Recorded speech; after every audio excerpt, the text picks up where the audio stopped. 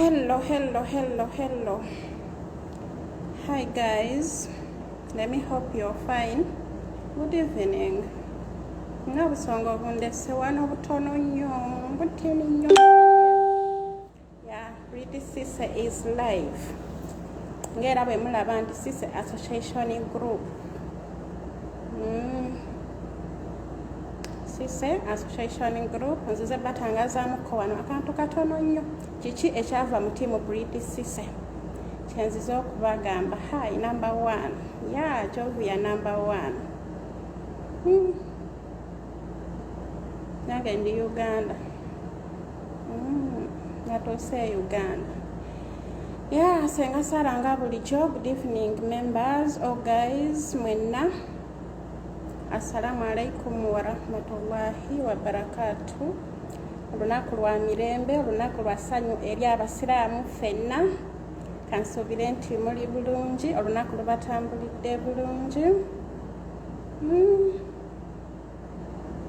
Muli mutya? Ya muwere muwulirizeeko obugambo bwange butono nnyo. Waliyo abo abatali mu gurupu yaffe. Nina kyenziza okuyisaawo ko katono nnyo. Ensonga eri emu endeese anti leero lwakutaano tubeera bize. Era nange ngenda yisaawo kempisaawo katono nnyo. Gende ku mirimu gyange ekyandeeta ku kyeyo. Nkyali ku kyeyo siri Uganda nsoose balimba.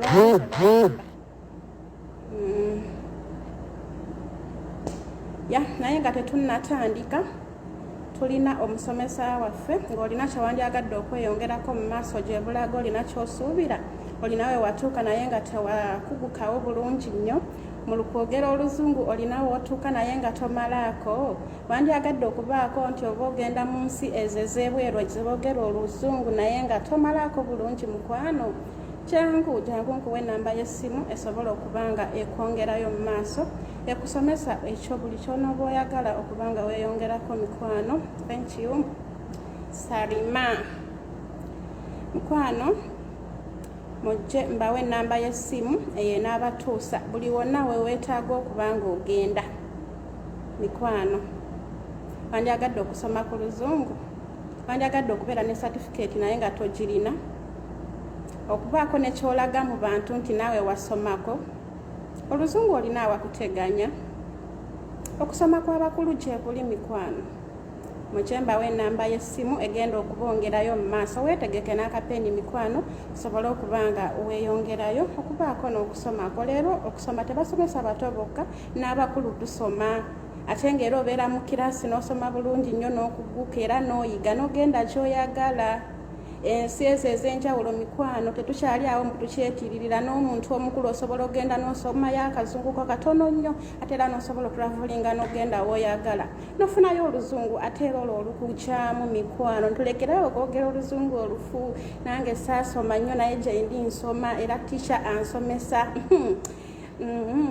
Oyo anaaba ayagala okubaako nekyamanya ku kusoma kwange mikwano ojja kujja mu inbox yange nkubuulireko naawe jangu otwegatteko mukwano tube nga tusomera wamu. Ennamba y'essimu. Are you ready? Ennamba y'essimu eri +256. Ennamba y'omusomesa oyo asomesa abakulu ate nga si bokka n'abaana abato mikwano atusomeseza abaana abato era n'abange gye bali basoma era omusomesa simanyi kirabo kyengenda muwanga nzizeeyo Uganda nabamukwasa era basoma bulungi. Nze ebya lockdown mikwano sibifunyeemu mbu abaana tebasoma abange basoma mikwano. Ennamba y'essimu eri +256 70 38 19 38 0. Ennamba y'essimu mu Luganda anti era tugenda kusoma tetumanyi luzungu kanjiddemu mu Luganda. Ennamba y'essimu eri +256 eri +256 703 703 81 81 93 93 80 8. Genda weeyongereko mikwano nga obanga olinawe watuukako mikwano nga wandyagadde okweyongerayo okubaako nawe ne wootuuka oyagala ogenda mu nsi ez'enjawulo naye oluzungu lukyakusazeeko mikwano tetukyakaaba abasomesa gye bali ng'ate era banjawulo mikwano tumwegatteko. Omusomesa bamuyita Teacher Nana Facebook ku YouTube ye. Genda oteekemu nti Madamu Nana mikwano ogenda kubanga omutuukako. Enamba ya simu yeeyo eri +256 70 3 81 93 80. Mpozi n'abo abandyagadde okubaako ne bagula e Uganda like ebyokulya ebyokunywa akawunga omuceere ebyokunywa soda juisi ngatto z'abaana mikwano namwe mutwetanire. Enamba y'essimu eri +256 777 000 264. Eyo enamba ya ssenga w'abaana Sise alina ka business cafe Uganda mikwano. Oyo yenna yandyagadde otuwagirako mikwano mujje mutuwagire Uganda. Tetuli wala nnyo, tuli Wandegeya mikwano. Mujje mutwagale era mutuwagire tusobole otambulira awamu. Nze amanya n'eddoboozi bampita Ssenga Sara aweereza ne Ssenga Sise ku nsonga z'ababeezi mikwano awamu n'ez'enkulankulana ng'ate era tusuubidde okweyongerayo okusukkako wano olwo nzize kubabuulira wawe tutuuse timu Pretty Cissy kiki ekigivuddemu era kiki kyerowooza. Nzize okubabuulirako akatonotono sijja kubimalayo. Nzize kubuulirako akatono ennyo mikwano. Mbasaba muwulirize n'obwegendereza. Okay. Tulina ekibiina ekyava mu timu Pretty Cissy mikwano. Twetaaga abo abagala enkulankulana bokka ng'ate era ndaba nga n'ennamba enaatera okuggwayo kubanga era abaana bange tebasaba nnyo bantu bangi, basaba abantu batonotono abatasussa 100 naye tubulamuko abantu oba 10. Nze babuulirako n'abo abatali mu gurupu yaffe naye nga mwebali mu kibiina kyaffe be bangi. Nze kubabuulirako wawe tutuuse tuyimiridde tutya amateeka ki ge tugoberera era biki bye tukola. Ekibiina kya munno mu kabi ng'era bwe mulaba ekyava mu timu Pretty Cissy mikwano. Ekibiina kye tuyita Cissy Association Group kyava mu timu Pretty Cissy. Eyo bye tukola ate ng'era twagala bulungi mikwano. Twagala birungi byokka ebikivaamu. Okay. Ntandika abalungi. Okay. Tutandike n'amateeka gaffe ag'ekibiina kyaffe Cissy Association Group kyava mu timu Pretty Cissy. Mu groups ze zalina ez'enjawulo. Namba ya teacher, enamba y'omusomesa njiddemu mukwano. Enamba y'omusomesa eri mikwano. Sabo giwulirize bulungi. Oyo yenna yandyagadde okubaako ne watuuka +256 eyo kodi ya Uganda kubanga era gyali 70 oba 0 oba 70 3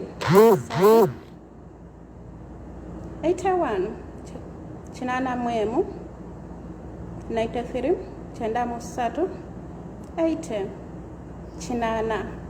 Nkwagala nnyo mukwano, nange nkwagala nnyo Dia Nalukwago Barbara. Dia nkwagala nnyo Dia nange yandowooza tweyongerayo ne wetubadde tutuuse. Oyo yenna ayagala ennamba y'essimu ngenda giddamu ku nkomenkerezo ng'amaliriza kubanga obudde nina butono nnyo leero Lwakutaano mikwano. Yakatandika n'amateeka g'ekibiina kyaffe kye tuyita Cissy Association Group mikwano. Ekibiina kye tusuubiramu ebirungi byokka omutali maziga. Fine nga ne bw'oba olinamu amaziga mikwano tubeera wamu ne tukaabira wamu. Bannange bw'obeera gwe togumanga okaaba ne banno atali omu abatali babiri ng'ate tebakaaba bukaabi wabula ne musawo bakuttemu. Bw'obeera gwe oba masanyu oba nnaku oba maziga oba ki kyonna ffe tutambulira wamu tetuliiko olwo. Ne bino muve ku bino abakyala bye bakaabira mu groups nga bakaaba sente zaffe baazirya ate biki abate biki. Ekyaffe tukitaddeyo ku mpewo. Twetaaga tambulira mu bwerufu mikwano. Mutulinde Cissy Association Group tuzze tutandika. Twatandika omwezi gwa 8. Mbasaba mubeerewo ng'abajulizi.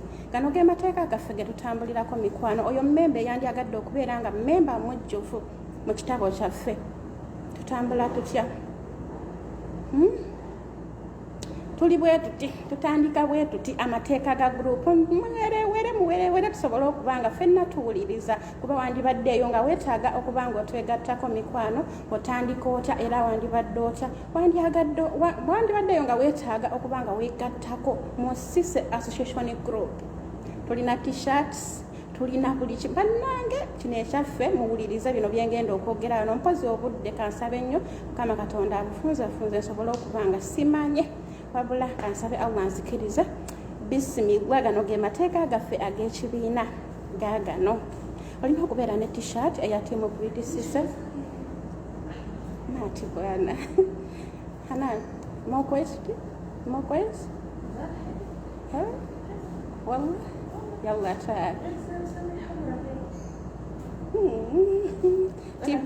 ايوه يلا بس تعالي قولي السلام عليكم. السلام عليكم. ايوه شوف. شكرا. Ya amateeka gaffe aga gurupu mikwano tulina olina okubeera ne t-shirt. Muweze mwebale kubeera mikwano. Olina okubeera ne t-shirt eriko tiimu Pretty Sise. Eriko association group emabega. Sigamba eyange neyange endala nnyo mikwano ate eneyange si ya kampani. Wali eyangamba nti senga wakulaba t-shirt yo nedda eno t-shirt eyange si ya kampani mikwano yange nze ng'omuntu.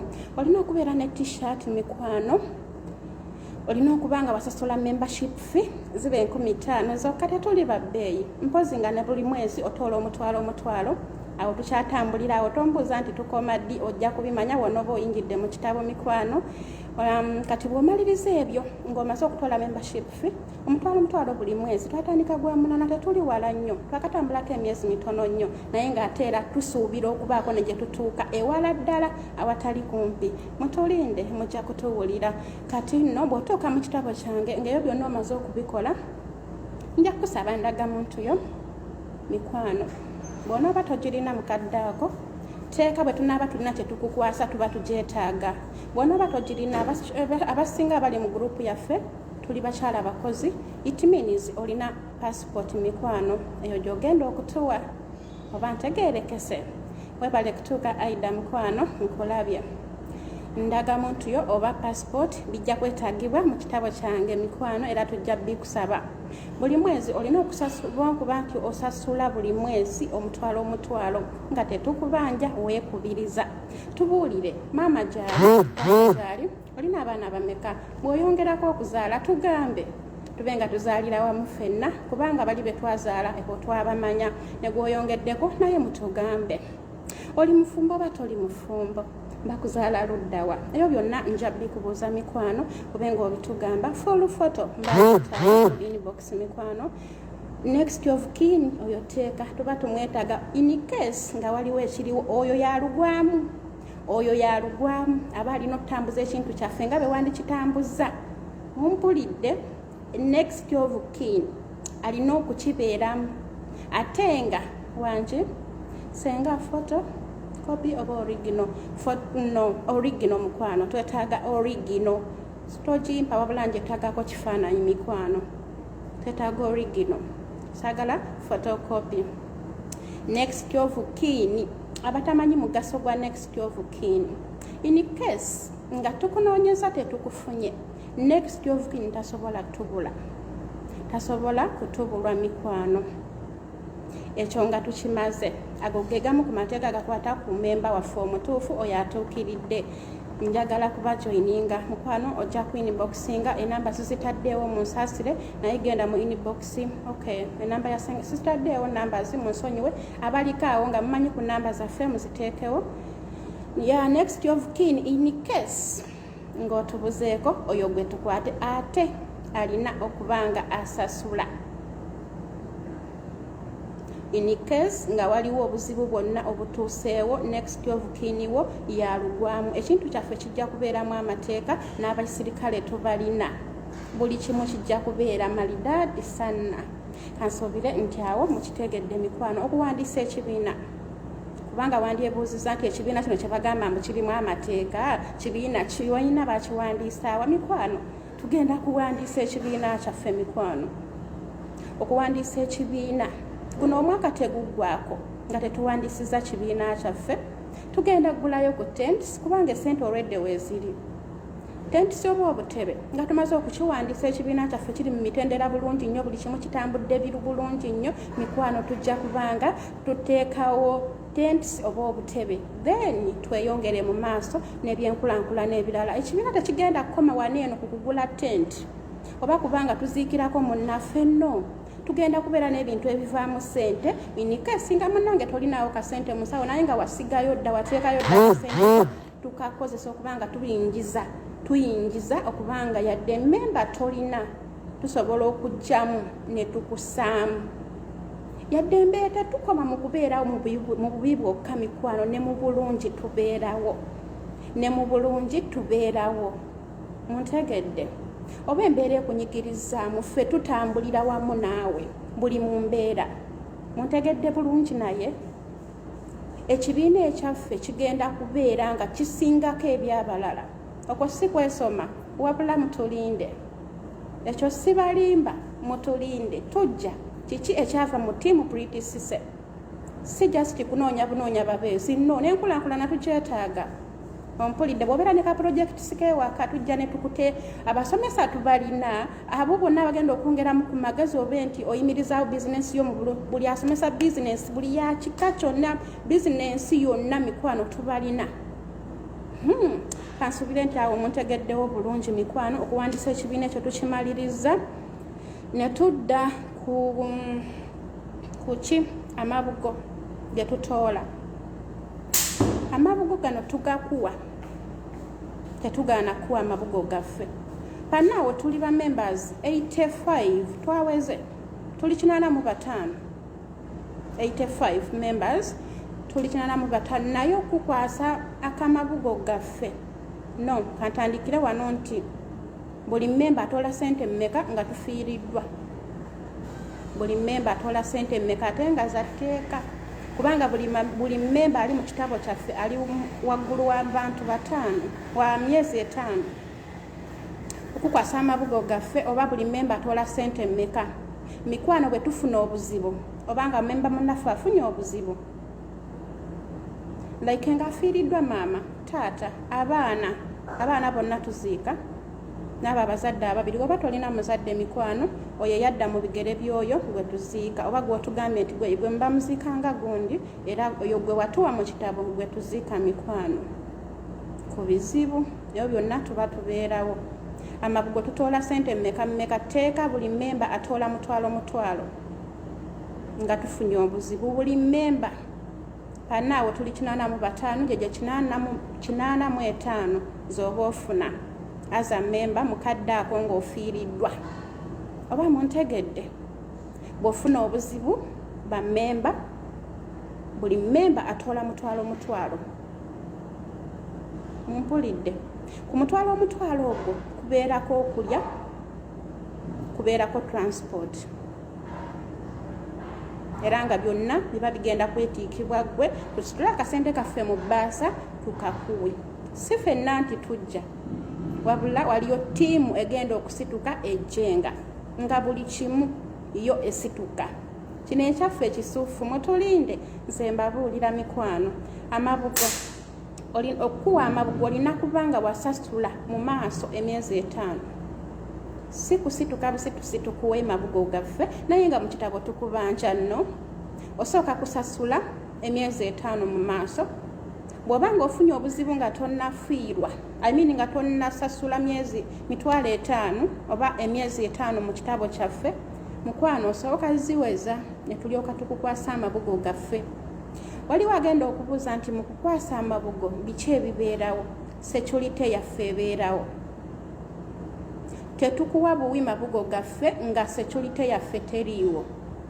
In case of anything mikwano esobola okutubeererawo nti ekibiina kijja kuba kiwandiise ate era very soon mikwano tugenda kiwandiisa. Mutulinde, si kwewaana. Nze mbabuulira mazima. Kibiina kya ttiimu Pretty Cissy Association Group mikwano muntegedde? Mbu tukutegedde. Kale mikwano mwebale kuntegeera. Weekubirize wekka osobola okubanga osasula ekibiina kuba tewaliiwo yakukaka. Temulaba nti ekintu kya bwereere. otodde 5,000 bakubeereddewo emitwalo 85 nga lwaki tobe mu butuufu nga lwaki tosituka oba ofunye masanyu oba ofunye ennaku oba ofunye nga lwaki tosituka mikwano waliwo yandibaddeyo ng'abuuza nti mikolo ki gye mukwatako okuba nti muyambako bannammwe ku mikolo olwo nga tuvudde ku bizibu ebizibu mbamenyedde tuziika maama tuziika taata tuziika abaana n'omwami mpulidde kati emikolo celebration biki bye tubeerako ebyo ebyamasanyu bye bino embaga nga bakwanjula oba ng'oyanjula embaga ebyokwanjula oba ng'oyanjula ebyo tubeerawo bulungi nnyo bitukwatako ne tubeerawo wali eri wonna mu magezi ndowooza mubitegeera mikwano mubitegeera okuyingira ennyumba tuli bakyala abakozi abamu n'abaami abakozi tetulinaamu atakola muffe tusuubira okuba nga tuzimba amaka gaffe gwali eyo okirowoozaako ki nga nze nyingira nnyumba ngaanakubayita nga mukwata 85 gyange nga mukimpa oba kakadde ate suubira okuwera akakadde 1,000 muwulidde nga mukimpa mulowooza bw'oba oyingidde ennyumba oba olinawo akasente akafa akakadde tekajja kukola awaawo nga lwaki toyingira kibiina ng'ekyo mikwano tujje bw'oba oyagadde tetukukaka bw'oba oyagadde jangu otugambe tujja kutambulira wamu naawe ng'ate naffe tusitukiramu tetujja kuweereza buweereza ekyo kiri haramu tusituka ne ttiimu yaffe mikwano mu mikono gyaffe n'akasente kaffe nga tujja kucelebratingira wamu naawe si kutugamba bugambi nti mikwano nfunye obuzibu oba nyingira nnyumba nga tetuliyo no tuisituka ne ttiimu yaffe awamu ne security yaffe ne tukutuukako mu bulungi bwa duniya mikwano omukolo gw'abaana gwonna omukolo gw'omwana wo gwonna ng'oyagadde okugucelebratinga saasoma nnyo nabagambye nti ndi ku ssomero nsoma nga wandyagadde okucelebratinga omukolo gw'omwana wo gwonna inshallah tubeerawo mikwano ate era ne tucelebratinga naawe ne tukubeererawo ate era ne tusasula miniji hanani miniji warashe abuya kaldahi ana lisa wagwa sawa yake emikolo gy'abaana gyonna oba birthday party oba kiki gwe jangu otugambe tujja kubeera wamu naawe mikwano ompulidde mikwano kansuubire nti awo mutegedde waliyo eyandibaddeeyo ng'agamba nti naye bwe mba nga nduddewo okusasula oba we njagalira we nsasulira tebafaayo tebalina mateeka tulina fayini bw'omala emyezi gyo 3 mikwano emyezi gyo 3 nga tosasudde ate nga ne mu kitabo oba mu inbox y'omuntu yenna abamu kubakulira ekibiina togendangayo kuteekayo nsongayo lwaki oluddewo okusasula wanji kati singa sise kati singa abivuma biri okay tubadde ku fayini olwawo okusasula mikwano obeerawo otya otambula butambuzi ne banno oba kiri bwe kiti mikwano bw'osasula omwezi gumu tukuwa ebbanga lya myezi 3 ne tukukansolinga mu kitabo oba olinayo omwezi gumu ebbanga lya myezi 3 ne tukukansolinga bw'oba nga tolina explanation yonna gy'ozze kuwa mu kitabo kyaffe oba tokyali mmemba waffe ensonga endala bw'omala emyezi 3 nga wasasulako emyezi 5 already naye after 5 months then mu maaso ne wayita emyezi 3 naye nga teweefaako oyagala Sara ajje mu inbox yo oba sise ajja akujjukiza akugambe nti munnaffe ekibiina tekijja kubeera ffe ebyaffe weetuma wekka tetujja kutuma wabula ate mu kitabo kijja kunyigiriza kitya nti oluvannyuma lwa myezi 3 mu mwezi ogwokuna bw'otasasula ogwokutaano bw'otasasula oba ogw'onosasula oba gwa mukwano twetaaga fayini omutwalo gw'oteekako buli ku mwezi omutwalo gw'oteekako buli ku mwezi if not tukukansolinga mu kitabo kyaffe n'ovaamu yes bwekityo bwe kiri mikwano oluvannyuma lwa myezi 3 kankugambe nti mu mwezi ogwokuna nga totuwadde ssente nga tolina nsonga yonna gy'ozettuwa ekukwatako nti nsonga lwaki eno neeno yenemesezza okusasula anytime, wallahi tugenda kukansolinga oba okututeerako buli mwezi teekako omutwalo. What does it mean? Nti ogenda tuwa emitwalo 6 mu myezi 3 oba 4 emitwalo 8. Tuba tukola mwete mukiraba. Kitegeeza nti mwekubirize muwulidde bamaama, tubeereewo mikwano, tubeerewo olwawo okusasula byebyo. Oluvannyuma lwa myezi 4 bannyonnyodde ku ekyo fayini ya mutwalo, tetubeerako kuwoza atategedde buuza mpozi nakyo ekirala kye tubaddeko. Member after 3 months, 7 months, abawo abasente za registration, sente z'abasoma. Tulina group ya kusomesa. Tetuliyo bubeezi no, tulina groups 2 by the way. Tulina group eyebeeramu abo abaagala okunyumyako n'okuwuliriza ku ddoboozi ya Senga Sise nti ebaali kuba naye ayogererayo. Tulina ne bano abajja nga balina bye baagala okuyiga, abaagala okweyongerako, abaagala group erimu amakulu n'amagezi, etabeeramu byabuwemu, group ebeeramu ebisomesa byokka buli kaseera. Group waliyo yabagamba nti twagirimuko naye mwagivaamu mikwano naye kino kiri luno yogerako n'agirimu ajja kubuulira ki ekiriyo. Abasomesa buli musomesa tumulina, n'oyo ali eyo ng'olina ky'omanya ekyenjawulo jangu ontuukirire mikwano, tubeeko nekyetwogera, tujja kubaako ne we tutuuka. Mpulidde ojja kulaba naawe ojje onyumizeeko abo boonooba oleseeyo. Mikwano gurupu yaffe tusasula abasomesa baffe era nga basomesa abaana baffe n'ebintu ebisingako ku bye balina. Abaana abaffe beeyongerako, si baana bakazi bakulu naye era tubatwalanga abaana kubanga era naffe tuli bakulu, ate tuli baana bato, temulaba nti era tuli basenga abakazi abakadde. Gurupu yaffe esomesa sente z'okusomesa ziri bwe ziti. Tulinamu abo abasasula ez'okusoma zokka ez'5 ziba 15 zokka ez'okusoma, ne tubeera ne bano abasasula eza munno mu kabi, then n'oyo registration fee. Oyo member yekka asoma, olowooza ogenda kuddamu ddi okusasula? Yandibaddeyo nga yeebuuza nti ngenda kuddamu ddi okusasula ssente eza munno ez'okusoma 15,000. Mukwano buli mwezi gwe tukwetaagako ssente ezisoma, buli mwezi tukwetaagako ssente ezisoma. Oyo asoma obusomi.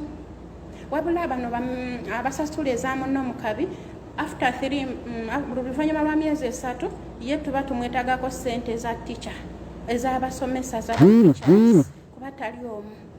Mukitegedde? Sharon genda ogambe baggale gurupu mukwano, bagambe asooke baggaleko gurupu katono kigasa bo ekiri wano mikwano nkulaba. Ngambira Tina akikole. Buli luvannyuma lwa myezi emeka, ngambye emyezi 3 ffe aba members mukwano naffe tusasula, naffe tuli ba member. I don't trust you wallahi nakachwa prose mukwano no tojja bireke tojja sweetheart ffe ewaffe twetaaga abo abatwesiga kuba bingi bye balabyeko ewaffe. Tojja mama, tojja kutwesi engeri gy'ota trustinga tojja totewaana. Ffe ewaffe twetaaga abo bokka abatwesiga mukwano, owulidde? Be tulina bamala, twetaagayo batono nnyo ate era bajja kuwera. Tubuzayo abantu nga 10-15 bokka. Shamimu ati munkulamusiza mukwano webale kujja sweet gambira Senga Sise mwetaaga wano kuba kino kimukwatako.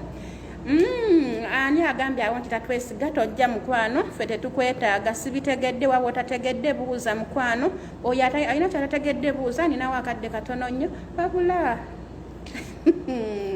ekyo sijja kisoma nnyo mukwano kisooke mbu wabula bakadaama mwe subhanallah ffe ekyo tetukiriimu. N'ekirala mikwano oyo yenna eyandyagadde okumanya wawe tusinziira, eyandyagadde okumanya wawe tusinziira.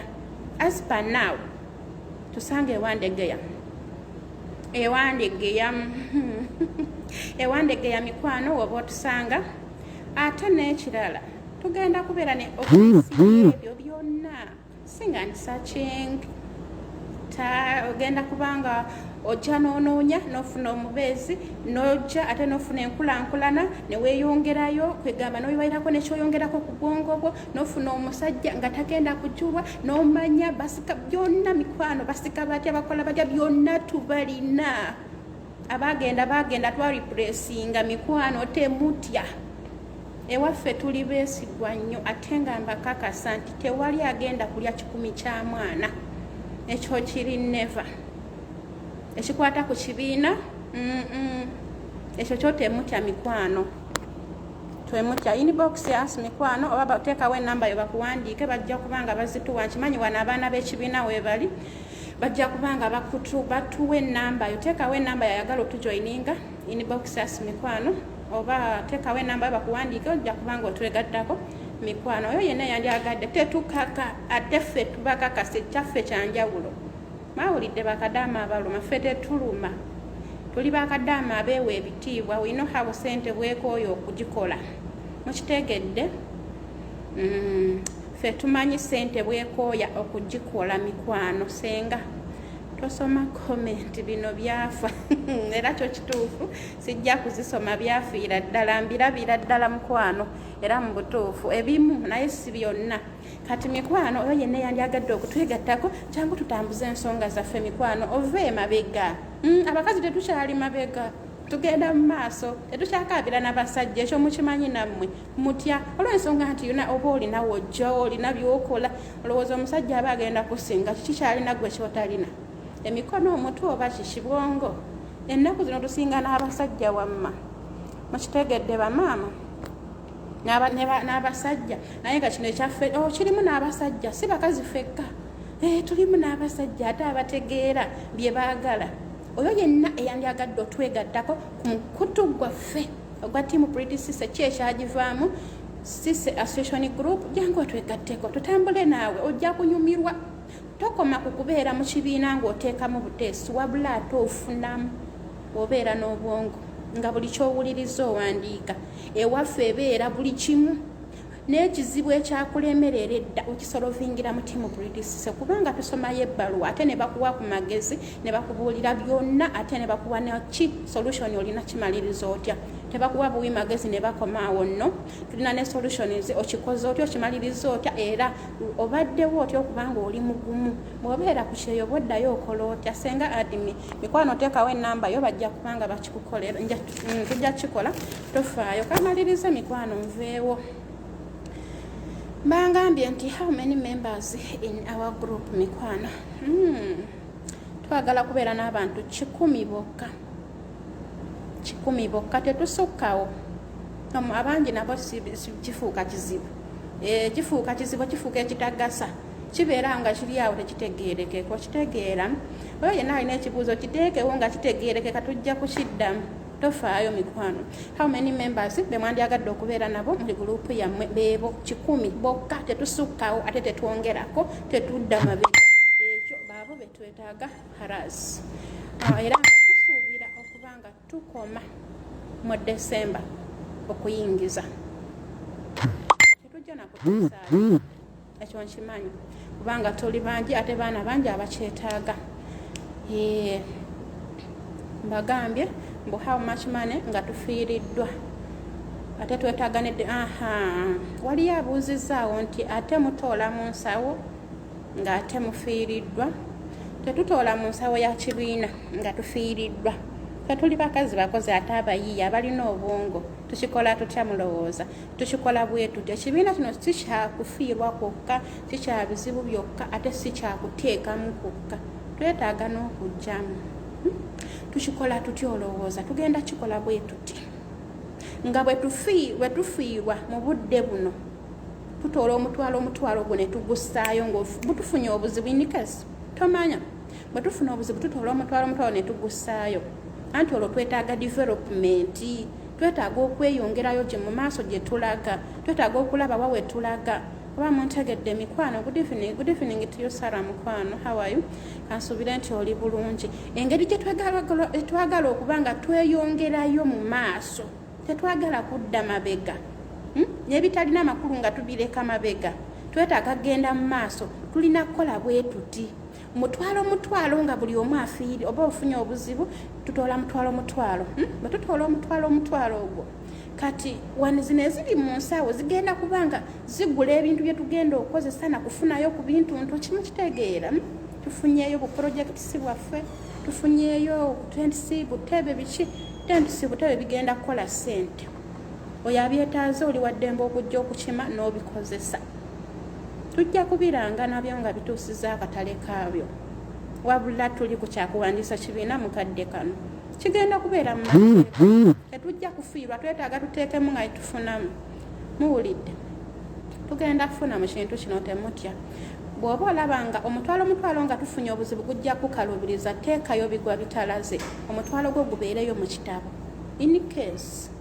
bwewagwa obuzibu nga tolina mutwalo gwo mu nsawo tutoolayo omutwalo gwo ne tugussaawo ne tuweza omuwendo gwa ssente zetwetaaga bwe bugwa obuzibu nga tolinaawo ssente naye nga mu kitabo mulimu emyezi egisukka mu 5 tusala omutwalo ne tugussaayo then n'oyongerayo oluvannyuma abalungi muntegedde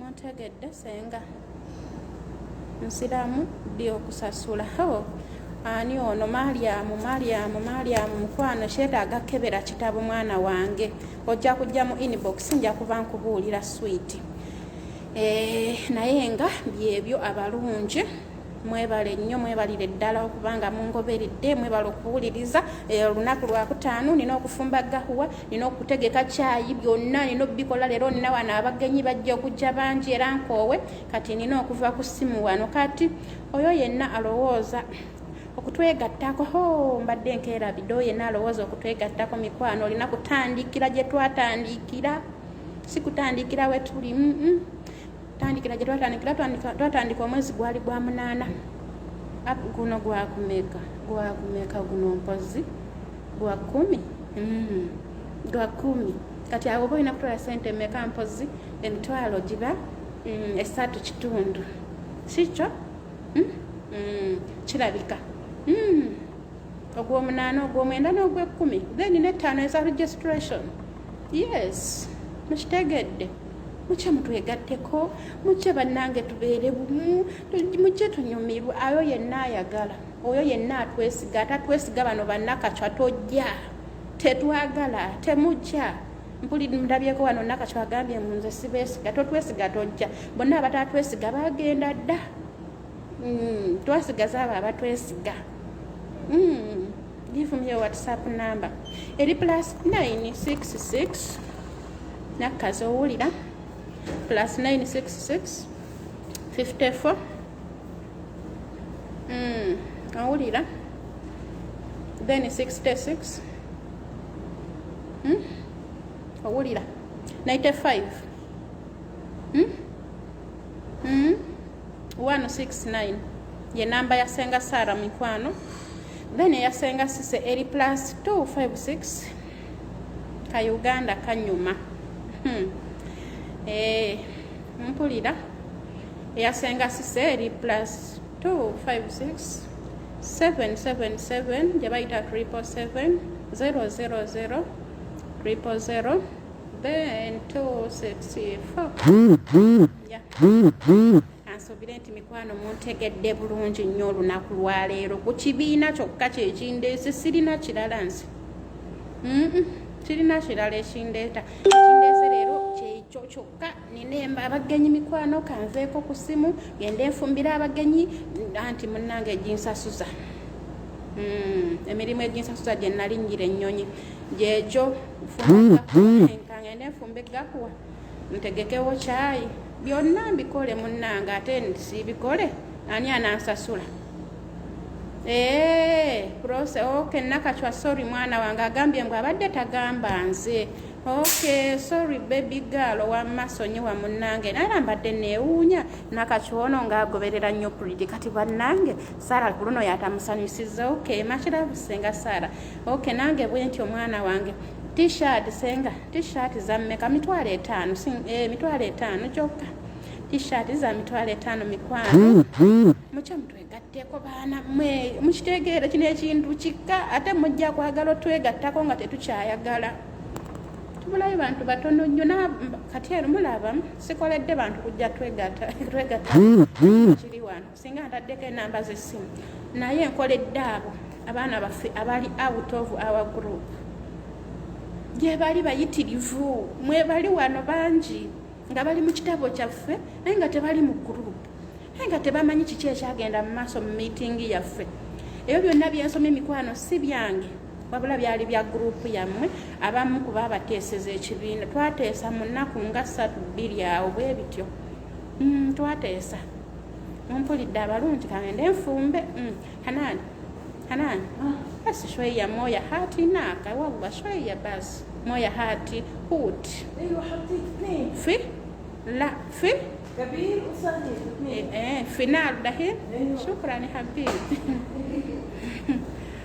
kati awo ne bwetunyumyamu kati ningende mbadde mbanyonyodde ekibiina kyaffe erinnya lyakyo ekibiina kyaffe bakiyita Sise Association Group anti twalabanga munnaffe siniya waffe eyatukolera ekibiina eyatulowoleza ekirungi munnaffe alina okubeerako mukitegeera nga siniya waffe alina okubeerako noonya twateesa bingi buli omu naleeta erinnya lye ne tuleeta erinnya buli kimu ne tulabanga waliwo abaagamba mbu Pretty Association Group akyo ne tukigaana waliwo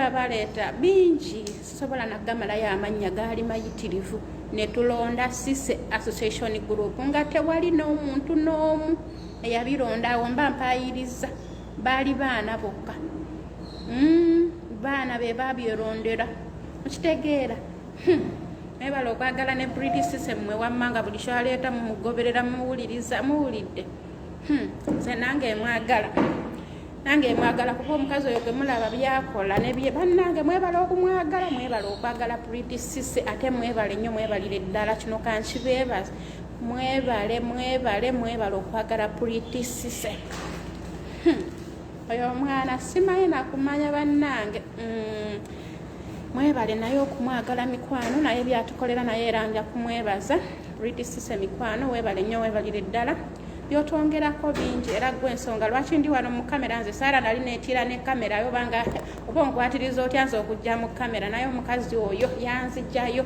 nengamba owaaye yanzaani lwaki sigenda nenvaayo munnange nenzija nze nali sibeerani mwalabye ku bifaananyi byange nze wembiteeka nze ebyo byemulaba si byange nagamba owaaye kangende naye ngaekyo kyekibiina mikwano nsonga ezindeese zibadde za kibiina si birala bino byonna mbeera mu byange naye abo abanjagadde otuwagirako mikwano mujja mutuwagire tutambulirewo naffe tujja kubawagira mukyo mutuwagire muwagire senga Sise mikwano ku luno yaddayo ekintu akyekwatiramu muwulira yakyekwatiramu ye nakikukolera nga ye yennyini yakirimu tugabana tutya senga kugabana tutya ekisibitegedde senga bambi nziraamu nakacwanga sirabe kibuuzo kyo Sise Association Group yes Sise Association Group kyekibiina kyaffe nga siraba kibuuzo mikwano bwensasula ez'omwaka muzikwata of course nga lwaki tetuzikwata mwana wange tuzikwata netutambuza ekintu kyaffe netukitambuza okitegeera omwaka emyaka 2 gisobola kuggwako nga tofunye oba omwaka gusobola kuggwako nga tufunyeemu tomanya kizibu oba kale emyaka 2 tekisoboka ekiba kiganye ffe bennyini tusituka netubako nekyetukukolera naawe wonoofuniramu n'ogamba nti kubanga buli memba afuna wetugira tuwandiika owulira tuwandiika mukitegedde ndowooza mikwano muntegedde oyo atantegedde jangu mu inbox tusobole okubanga ensonga tuzikwasaganya nja kubanga nkuddamu mikwano bulungi nnyo kyatategedde noba okuwa abantu abala bonna bakuddemu senga oyitira mu kampani ki namwe mundeke nze sirangira abantu kampani zaabwe nze nwazeekera malako emyaka 2 mbagamba bankimena okunkima abantu bannemeddeko mbuno nkole njagala nakweddira waka nga mbalangira na kampani nze sijja nakubalangira mundeke sirina kampani sirina agana kweddirayo ewaka kati nze omukazi ngana kuweza myezi giweze bannemerako mbu nkole mbu banjagala nnyo oba banjagala biki ebyo gana kweddirayo kwerabera abaana bange naye ate nzijukira nasaba nnyo katonda nzikiriza enzijje nkole naye kati laba mbuno bannemeddeko ensi eno abaddugavu tetuli bangu kale mikwano ndowooza mbabuuzizaako nebyempisaawo maze okubiyisaawo mikwano munzikirize ngende nkole egyabadinka kirabika nekyayayidde angende tegeke buli kimu mikwano mbaagala nnyo mikwano bye ndowooza ngende nsiibuleko nange ate wengenda nsiibuleko baswit senga ssejo yange yezaamu njogera mpola neera njogedde mpola mbusenga sara njogera mpola wamambu leero neera njogedde mpola nze njogera nnyo mbulena neera njogedde mpola kituufu kyogamba neera njogedde mpola anyway okay thank you for following us mikwano mwebale nnyo mwebalire ddala byonna abagala okusoma enamba y'essimu ngibaddiramu nti eri +256 mujje tusome nange nsoma 703819380 namba y'abasomesa then enamba ya senga sise eya business eri +256777000264 eyo enamba ya senga sise eya business genda omuwagireko mikwano naye agambe nti ompagidde mikwano nange omwana wange kyali angoberera naye ateera ase nampagira mikwano abo bonna n'abali edduba anyway thank you for following us mikwano mubeere bulungi mwelaba I love you